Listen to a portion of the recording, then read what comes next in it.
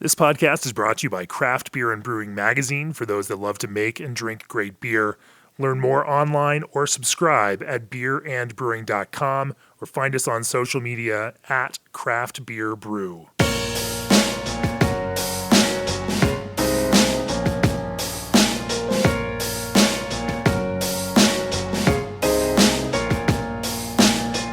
This episode is brought to you by the American Homebrewers Association, a community of more than 45,000 beer and brewing enthusiasts worldwide. The AHA publishes Zymergy Magazine, hosts the National Homebrew Competition and HomebrewCon, and equips members with brewing tips, proven recipes, and money-saving deals on beer, food, and brewing supplies. Founded in 1978, the AHA remains true to founder Charlie Papazian's timeless advice: relax, don't worry, have a homebrew. Celebrate beer and homebrewing with the AHA at homebrewersassociation.org.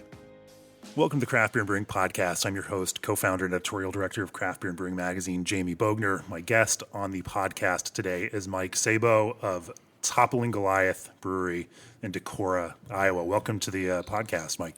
Thanks for having me, Jamie. I appreciate you taking time out of your Craft Brewers Conference schedule and talking with us about some brewing today on the podcast. Absolutely. Happy to be here. So let's talk a little bit about your arc into professional brewing. You started out as a home brewer and had every intention of going to brewing school, but ended up going straight into the commercial world and brewing beer. And you've followed that arc to becoming one of the most influential craft brewers in the country today. How did that look like for you? How did you move there from something that was a avocation, a love and a hobby, into that commercial world of doing it for a living? So when I was going to school, I just continued to fall more and more in love with brewing. And it didn't take me long before I realized that I was essentially just moonlighting as if I was going to become a pharmacist, and that brewing was really what I wanted to do. So rather than even applying to pharmacy school, I told my counselor I wasn't going to do that because the way that I looked at it was, if you want to take the island, sometimes you got to burn your ships. So I was going to go full speed ahead into brewing, and I had every intention of going to brewing school. But I spoke with some of my friends that had finished up brewing school, and they said, well, if you have an opportunity to get straight into the industry, you should do that, because that experience is going to be worth more than brewing school to you at this point in time. So I graduated from Iowa on a Saturday, and I was in the brewing industry on Monday. I just went full speed ahead. That's really interesting. I mean, we hear about that now within the tech world, that if you have a love for something and you've done it on your own, and you'll hear the Elon Musks and the Bill Gates of the world saying, you don't need to go to college to learn how to program. If you know how to program, just start doing and hop into the industry right away, because you'll learn more doing it than you would in an educational environment. And so you lived that out. Absolutely. And I consider myself very fortunate. I knew brewing is what I wanted to do. I still have friends that are trying to figure out what they want to do when they grow up.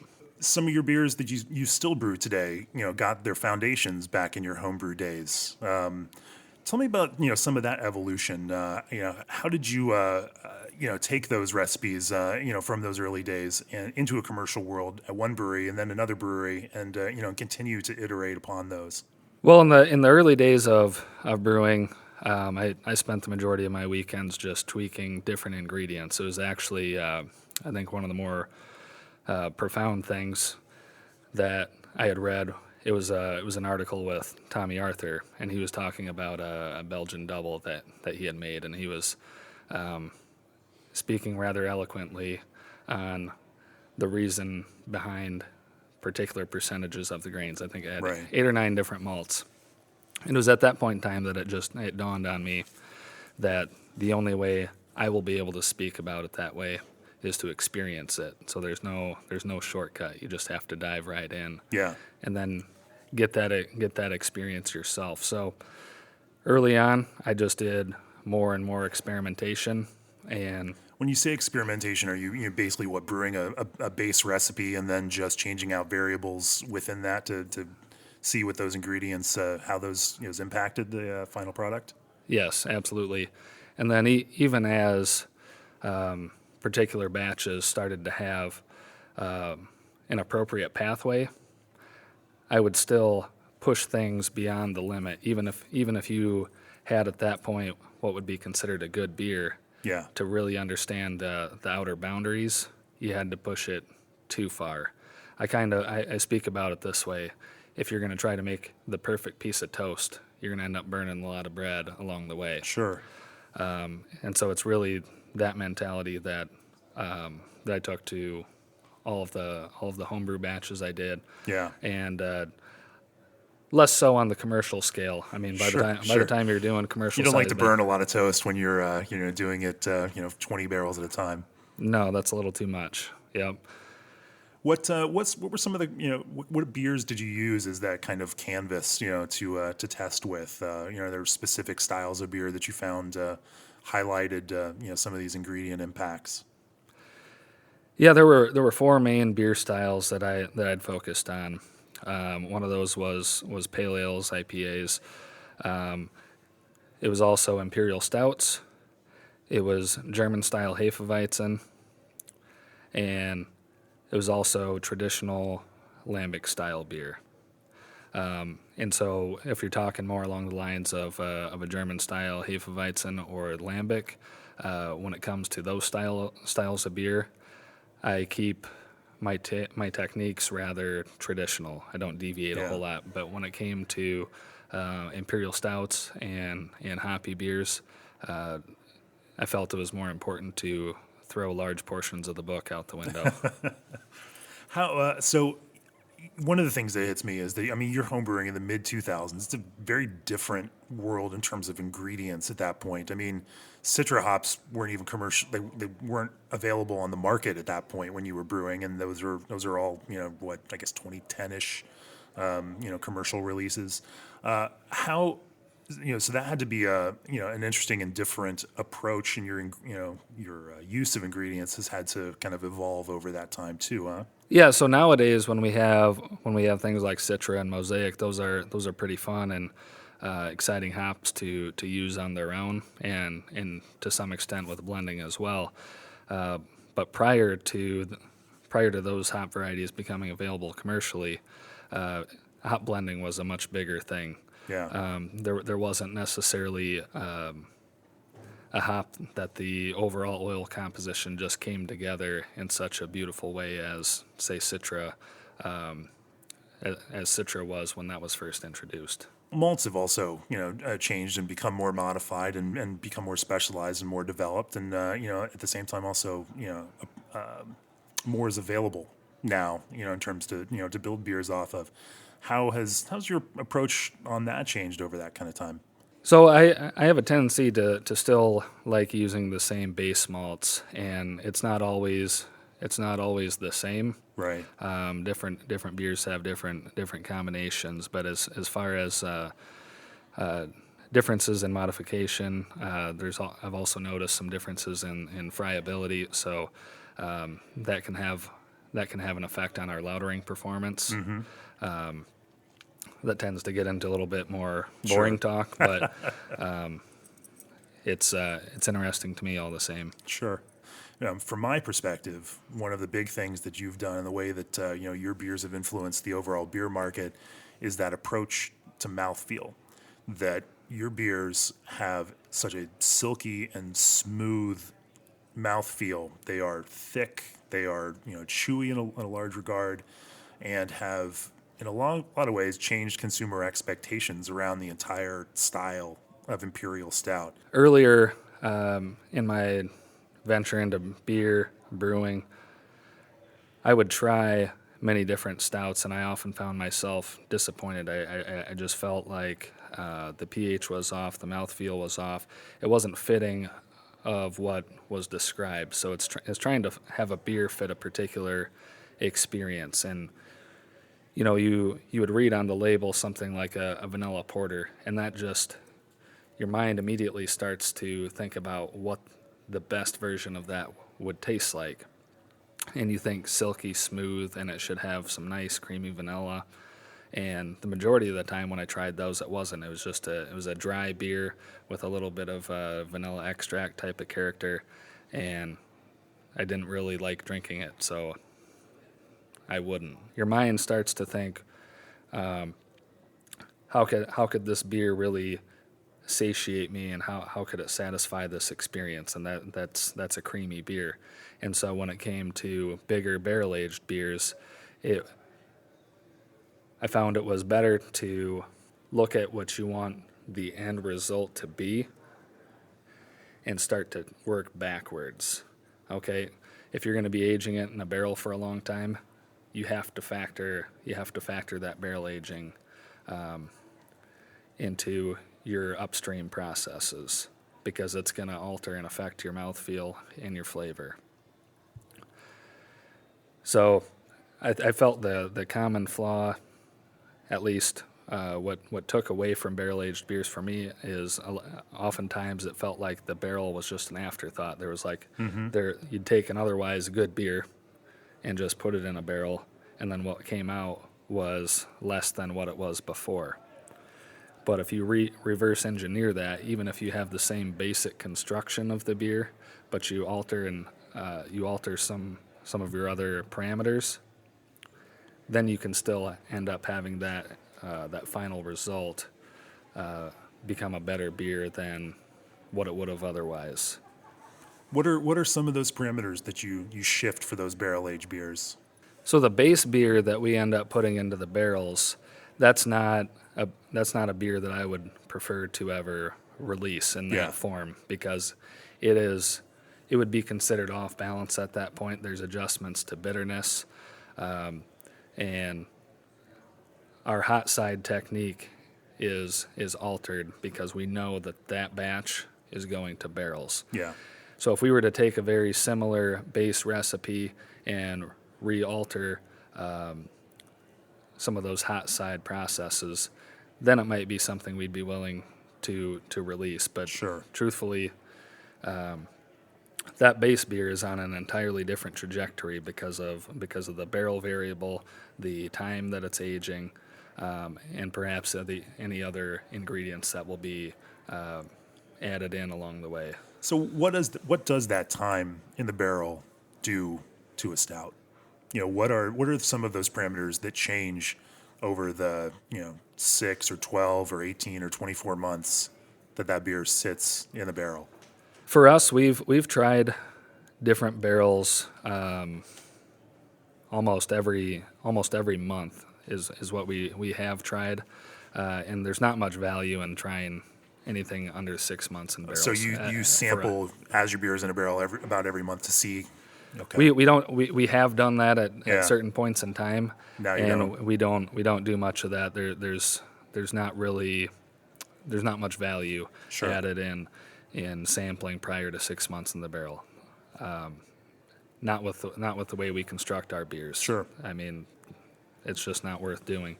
But over the course of time, aging in the barrel, that starts to take these otherwise off-balance flavors, and they start to mingle together in the right way. So the trick is being able to know what the ideal composition of flavors is coming straight out of the fermenter before putting it into the barrel, because, like we just talked about, it's not going to taste like a polished product at that point in time. Yeah. So you have to utilize the barrel to help mingle those flavors together, and that's where you can start to bring in where you still have intense flavors, but they're integrated well, and sometimes that just takes time. You're also, I guess, to some degree, kind of, playing a guessing game about, well, not necessarily a guessing game, it's one that you've now tested and proven on the impacts of that long-term oxidation, because there is, micro-oxidation that's happening in any kind of barrel like that. How do you tweak that recipe to benefit from oxidation rather than to end up with a beer that just tastes like, cardboard? Well, there's some interesting things at play there, and I won't dive too deep into that, but in general, we try to keep as much oxygen away from the beer as possible during the barrel aging process. So we're purging barrels, we're purging all of our lines, because there's always going to be micro amounts of oxidation that are happening as it is. And so we also don't like barrels to dry out, because Right. then there's more oxygen ingress. So we really try to treat the barrels like our babies, and we have played around with different barrel aging techniques where there would be a little larger incorporation of oxygen and what the effect is on that flavor, and that's kind of been some interesting internal experiments that we've done. We haven't really released that type of product commercially, and I don't know that we would ever send a beer fully in that direction, but it's interesting as far as a possible component to help layer flavors. Interesting. So that's something we're still experimenting with. So, brewers take different approaches to managing, their barrels. I've talked to brewers in Florida who just let it go, and, some of their barrels are 80 or 90 degrees in the middle of the summer. And then, of course, the Firestone Walker folks and Matt Brynildson, keeps his in a very temperature controlled, consistent, about 60 some odd degrees, year round. The Goose Island folks have a up and down, with their barrel warehouse. Different brewers have different ideas about what those kind of temperature fluctuations do to their barrels. What's your experience, and what's your approach? Now, we don't like it to hit extreme temperatures, so for the most part, our barrels are not going above 80 degrees. Yeah. And then in the colder months, they would get into the 40s at about the coldest. So we would do a little bit of barrel moving around in the past, and then our goal with our new barrel room is to fine tune that process. Yeah. To still have the ability to adjust temperatures so that we can have some of that fluctuation in and out of the wood, and then we're also studying more how the humidity level can be our friend. Yeah. From a sensory perspective, you say now you may start tasting those barrels around 6 months. From your perspective, what changes, from that 6 month to that 12 month, 18 month, and 24 month point? Like, what kind of evolution, sensory, speaking, does it go through in that kind of time frame? After 6 months, the barrel flavors they start to finally become friends with the beer itself. Yeah. But it's still usually in a little bit of an awkward phase for us. It starts to taste pleasant. It's picking up. It's heading in the right direction. But in our opinion, it's not ready to be released yet. Generally, after about a year, then all those flavors are better integrated, and they just mingle better. And for us, the sweet spot is typically between 14 and 18 months. We have done some barrels that have gone longer than that. That's typically a part of our SR71 project. And it can be interesting, the flavors that we do get a little bit further out. So the beer itself starts to mellow a little bit more, but then we've found that we've gotten a little more in the way of vanilla has been a more common flavor that we extract after an extended time period in the barrel. Okay. Which has been interesting for us. We've actually noticed that in a few of our aged bottles of Assassin SR71, that we actually have some fairly strong vanilla marshmallow type of character that shows up after time, and we don't necessarily experience that as much in the younger aged barrels. After a year, we don't get quite as much of Right. that. It's a little more wood and bourbon centric. In terms of viscosity, how does that change over time? I mean, I imagine it's you're putting a beer into those barrels that's still pretty high gravity, because that residual sugar definitely helps it age longer. But but how does that change over time? I mean, normally you're going to lose a little bit of body with age in any kind of beer. How do you see that change over time? That's really just where we try to adjust our upstream processes because the barrel has a tendency to thin the beers out, Yeah, and that's just part of where we adjust certain batch parameters further upstream to make sure that balance is right because we don't want the beer to end up being too thin out of barrel. You would think that perhaps it's more intuitive to think that with the Angel Share loss that perhaps you're going to get a heavier mouthfeel coming out of the barrel, but that hasn't been our experience, and so I think that's just something that individual brewers need to adjust. sure. Do you have a target gravity going into barrels, or I sure do. willing to say? I do have target gravities, and especially on our new brew house, we're able to achieve that. But it really depends on what we want the end resulting beer Right. to be. So there's not one firm number. Sure. It really just depends on what the end product is has for a goal. So like when we did barrel aged chain smoker with Cycle, completely different ball game. Yeah. You also mentioned, that you do some blending with these beers. Now, for some of your mainline, barrel aged beer releases, how much do you brew slightly different recipes in order to have different kind of blending stock to pull from?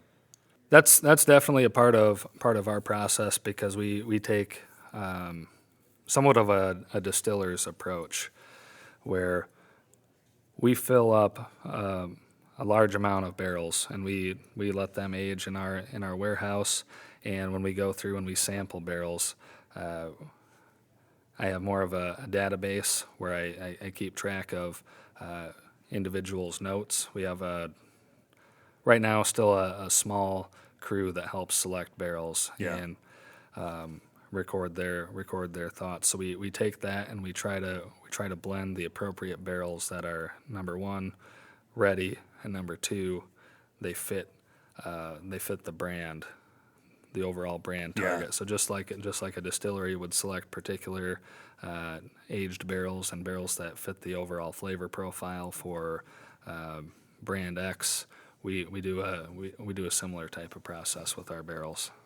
That's interesting. So do you do any like intentional, different recipes in order to have a wider stock to blend from, or are you generally brewing the same thing? We're generally brewing the same thing, but we do play around with some various iterations upon the recipe, so that we have barrels accessible to us. We don't necessarily blend those barrels into something like Assassin, but we have other barrel aged lines that right now haven't. Some of them have seen the light of day, and some Yeah. of them have not been released yet. But it helps further our knowledge of the barrel aging process, Yeah. and furthers our capabilities for blending should we choose to pursue it that way. How do your recipes, techniques, and approaches change over time as the context around your beers has changed?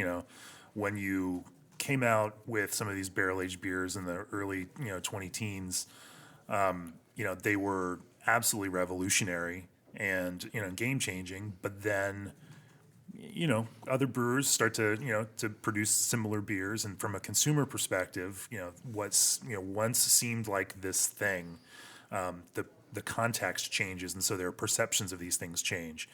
Some brewers that I've talked to, are very conscious of that, and in fact, Henry at Monkish was talking about how even their IPA strategy has changed over the last 2 years because the context around their beer has changed, and so they are trying to to maintain a perception within a consumer mind of what that beer is. They have to tweak and alter their recipes a little bit with each succeeding generation. Do you guys, approach beer in that same kind of way and think about that consumer context for the way that your beer is perceived? Yeah, and I think that speaks to the multitude of different barrels that we've started to fill up, where we now more than ever we've got different barrels from different distilleries, and we have some of these other similar stouts, but not the same aging in barrels. So exactly what the future is going to look like, we don't know yet. Yeah. But we have those beers and those barrels accessible to us, and our goal, especially with something like Assassin, is to layer as many flavors as we can in a non-adjunct stout. Of course, we will occasionally do various iterations upon Assassin. We've done vanilla bean before in the past, and toasted coconut, and we did a blackberry version of Assassin as well. So there's fun things to play around with that, but our base goal for Assassin is to layer as many flavors in there as we can. Vanilla bean Assassin. Now that was an interesting case where you did an incredibly small release of that, and it became an amazing, very expensive beer on that trader market. Are you bringing it back? Vanilla Bean Assassin is coming back. Yes, we had hoped to bring it back about a year ago. We had some issues getting all the beans that we were looking for. We prefer to go with a blend of vanilla beans as opposed to just one or two. We actually do 5 types. 5 types of vanilla. Okay. Yes. At current prices of what, $400 a pound or so, that has to get pricey. It's extremely expensive. Yes. We'd like to see the vanilla bean prices go back down, but we're still going to make it anyway. Let's switch gears a little bit and talk about some of your hoppy beers. Before we started the podcast, you were mentioning that you find within hoppy beers that too many people focus on what the hop combo is, but you think there's a much more important thing for brewers to pay attention to. It's oxygen and keeping oxygen away from your beer. So that's a question I get asked fairly often. People want to know the ideal combination of hops, and they'll show me perhaps a recipe, and it has a different percentage of Citra and Mosaic and some otherwise really good hops.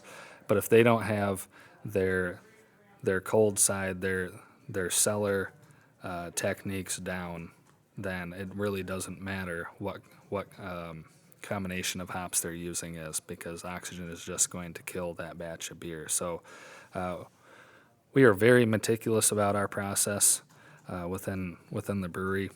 So you don't just open a hatch and toss your dry hops in? No. We do all of our dry hopping. There's always CO2 flowing into the tank to create a positive pressure environment. We're purging every single hose, every single spot that oxygen could potentially hide. We're very strict on our purging process of our bright tanks, and what all that has led to, especially when it's executed perfectly by our cellar team, is very low total parts per billion of oxygen in our final packaged product. Do you recirculate when you dry hop, or are you still just leaving hops in a bigger tank? No, in the larger tanks, we do recirculate hops. Okay. Yep. From a hops perspective, I also have heard a lot of brewers talk about freshness and source of those hops being more important than the variety itself. How much does that impact what you do, and how has your ability, as the brewery has then scaled, your ability to source materials, select the right materials for you, impacted some of the beers that you make? That's a never-ending challenge for us, at least thus far. So anytime we go out for hop harvest, we're always trying to fingerprint hops that fit with our particular brand's Sure. overall profile. So even if we get some Citra that smells really good, but it's off profile, then we don't head down that direction. But definitely the processing time, we found that to be a pretty huge thing. There's differences in kilning temperatures Yeah. and how long the hops sit from when they're harvested before they're processed, Right. and the effect on the overall oil content and any changes in oil composition. Those can add up to be very huge things. So we're really trying to lock down that process, at least as far as we experience it. Right now, we still have multiple lots of Citra that we go through each year, and Yeah. it's the same type of story for Mosaic and Simcoe and things like that as well. But we're really trying to minimize that and just have a hyper focus on the appropriately fingerprinted Yeah. lot of Citra and having that be what we have for the year. And it's helped as we've grown to be able to head that direction. I know some of the larger breweries, they're a little bit further along than we are in that regard. But that's the path that we're heading. Yeah. I guess there's always an interesting dynamic there between that control and then also the flip side, which is accepting that, these are agricultural products and there are going to be crop year differences and there are going to be some changes in that, and that's something that we can celebrate from time to time. That for a production brewery, and you all have just opened your own large scale or larger scale production brewery. How do you balance that desire for consistency versus some of that year to year variation? We've been known to really be excited about the special lots of hops that we're able to come across. So when we receive those in, we really like to shout that from the rooftops. And even when there happens to be a lot of hops that isn't quite as vibrant or dynamic as we prefer, typically what we'll do is we'll shift that to a different application. So we're not going to use subpar hops for dry hopping processes. Sure. We'll typically get a hold of the hop supplier and have a conversation about what we really need out of these Yeah. hops, and we'll transition some of those over to hot side application only, and then we try to work in a mutually agreeable fashion with the supplier to find a better solution. That has to be an interesting thing, for you with staff, because you're not sitting there and opening every pack of hops that are going to go into your dry hops. You've got a brewing team and staff that ultimately they're going to open that package and make some decision, be able to say, hey, maybe this isn't smelling the way that we want it to. How do you? I mean, you have to have a lot of trust in your people to do that kind of thing and make those kind of decisions, huh? That more comes down to a general philosophy that we like to preach and have our staff habituate that, so they can start to feel confident saying something when there's a bag of hops that looks damaged or looks off spec. They know to immediately get that set aside. Yeah. And they know to look for that in advance as much as possible. So even when we're pulling hops out of the cooler, they know to get all the hops prepared and give them a quick visual inspection. And they also know that if there's a bag or two bags that are just not right, they're empowered to get those hops out of the mix.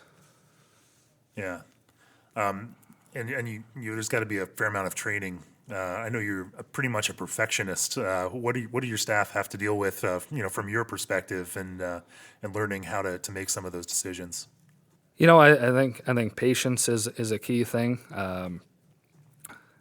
I can certainly reach certain levels of intensity, but the philosophy that we preach to every one of our staff is it's it's about repetition, frequency over duration is the goal. So we're not simply gonna put somebody in the middle of a process and just give them a 2-hour seminar and expect them to know everything. No, Right. they need to practice it over and over.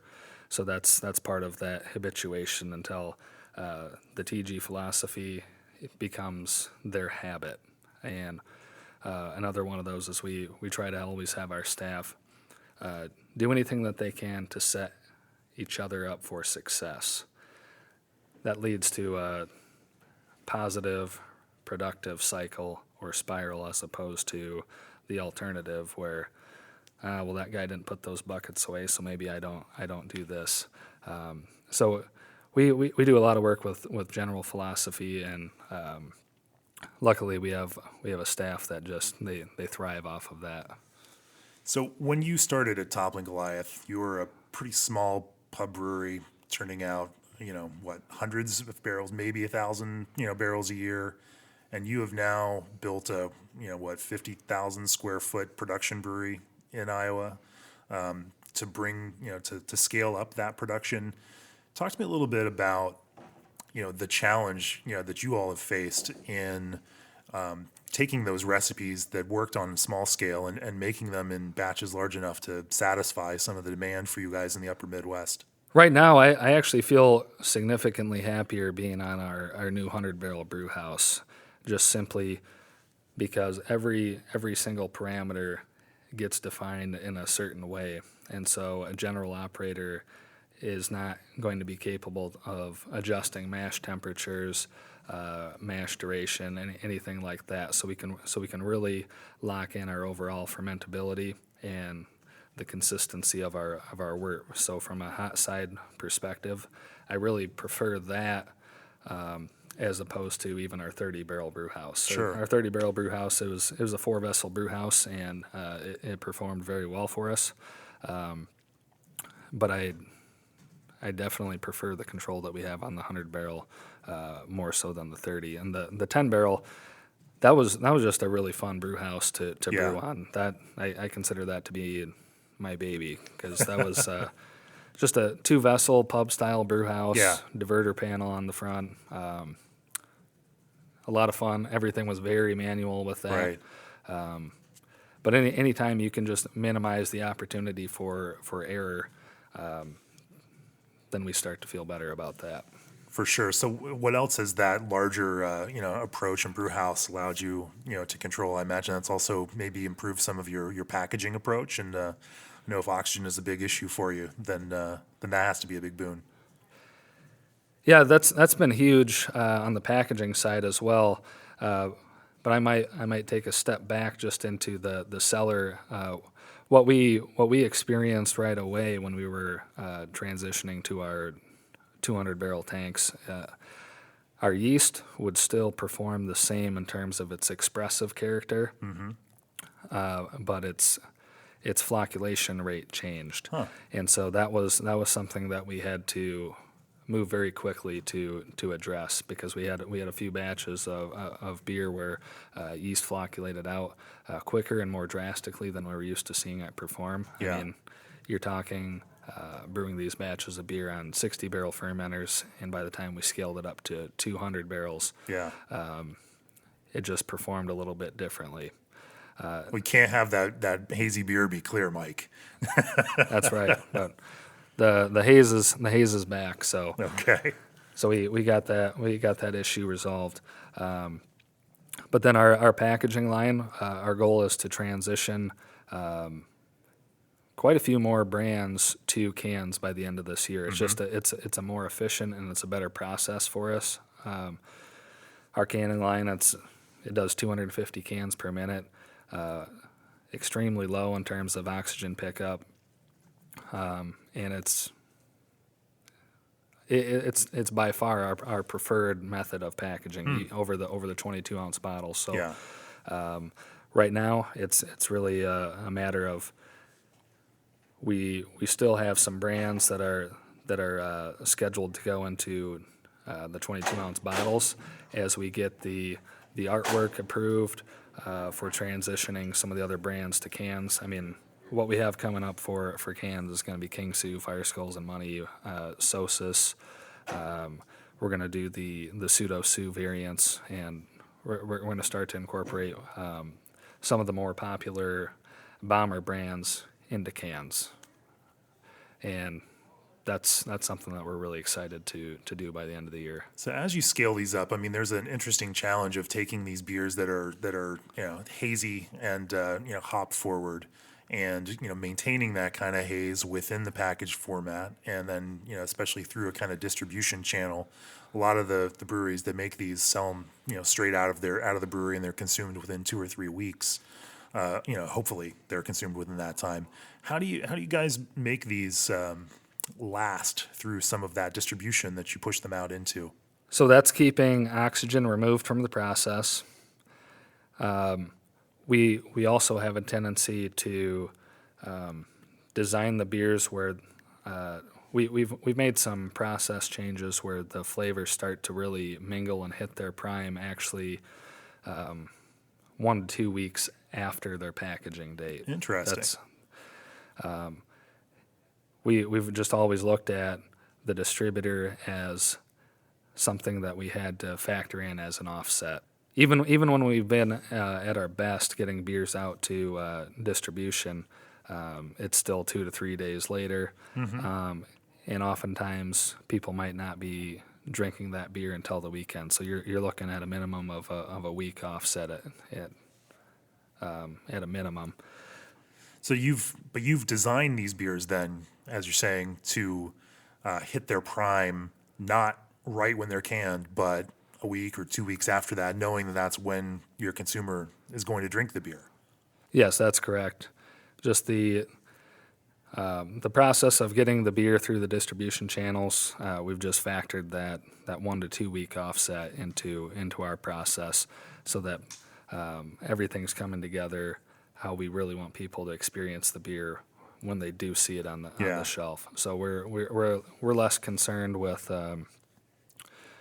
people needing to immediately consume it. It's always our goal to get that beer in people's hands as fresh as possible, and we've done quite a bit of work internally to ensure that our beer moves out first in, first out, and as quickly as possible.